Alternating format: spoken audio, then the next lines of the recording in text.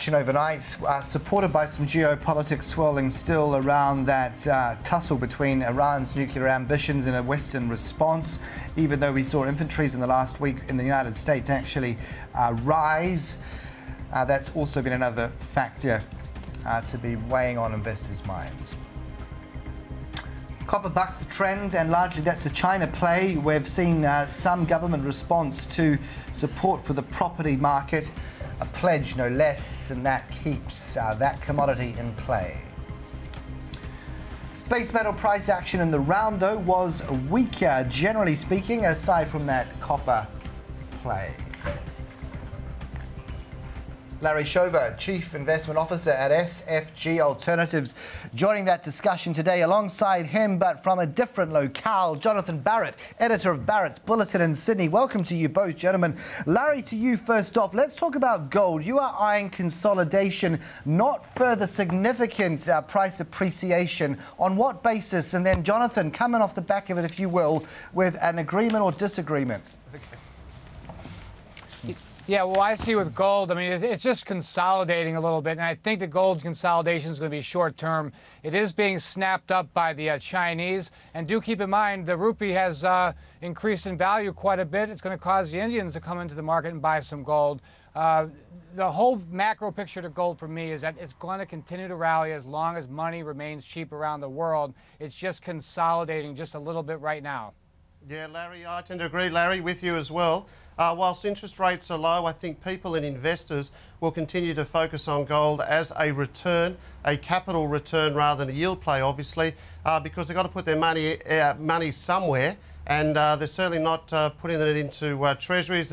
The equity markets are a little bit of a problem, but I think gold sort of gives them a hedge against a lot of things. So I think people will continue to pour their funds into gold, and will probably see more records this year for ETF holdings. All right, and yeah, that is despite my last guest from Chicago, from right where you are, Larry, saying there will be no QE3. That has been overplayed. There will be no more stimulus, so don't expect US dollar depreciation.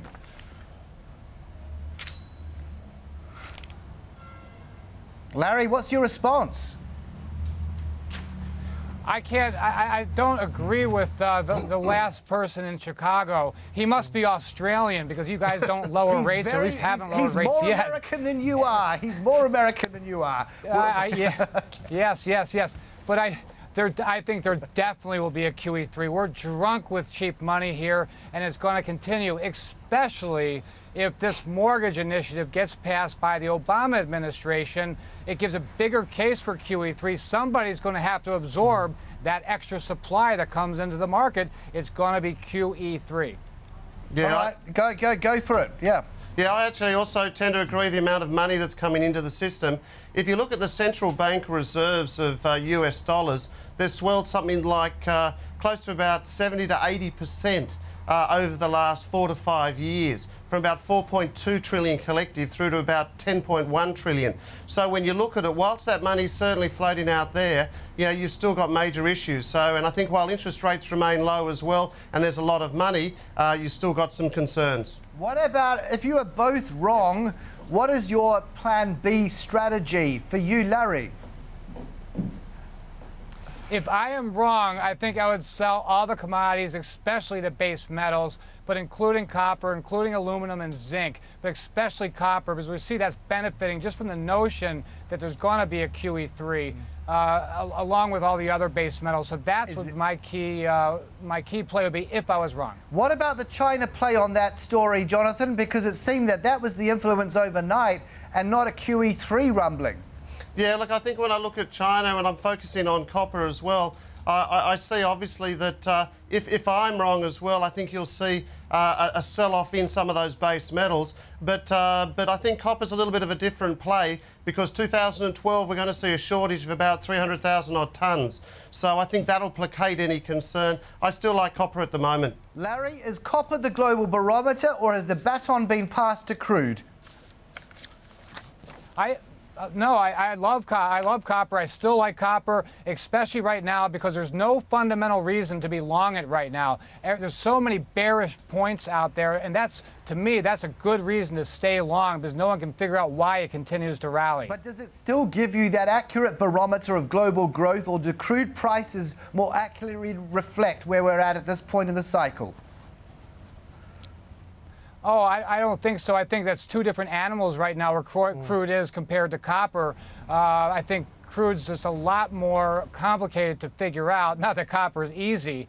The copper, I mean, they underestimate supply and underestimate demand and the opposite for supply year after year. I mean, with oil, there's a bigger dependence on how the emerging markets are going to demand jet fuel, diesel products and gasoline. The copper doesn't have that same parallel. Jonathan, do you agree with that? Because surely you've still got to put your piping and copper in an emerging market build, or are you using something else? No, it's slightly different, I think, Carson, because, see, oil, you've got so many different variables that come to play very quickly.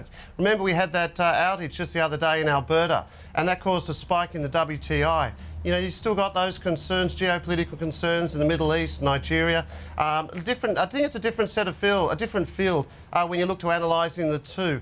Copper, I think, remains pretty solid because we can measure the demand through inventories, through exchange holdings and things like that. So I think when I look at it, I think copper remains the litmus for economic stability or economic growth, and I think oil is the variable, and I think it's a hard variable to understand because anything can happen very quickly. Gentlemen, thank you for peering through some interesting positions on both those stories. We'll talk soon. Jonathan Barrett from Barrett Holdings there in Barrett's Bulletin, at least in Sydney and across in Chicago. Larry Shover, Chief Investment Officer at SFG Alternatives.